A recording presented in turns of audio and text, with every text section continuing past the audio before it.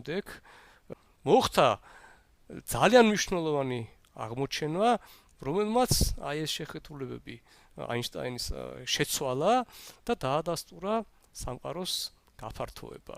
ანუ მხარი დაუჭირა იმ მათემატიკურ ამონახსნებს, რომელიც ნაპოვნი ჰქონდათ თვითონ აინშტაინსაც, ფრიდმანსა და ჯორჯ ლემეტრს.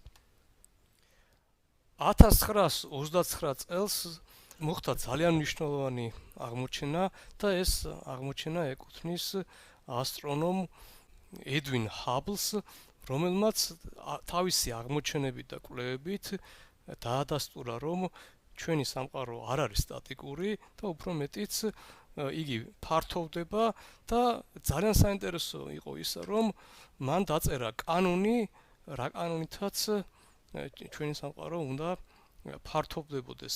აი ეს ჰაბლის აღმოჩენა შეიძლება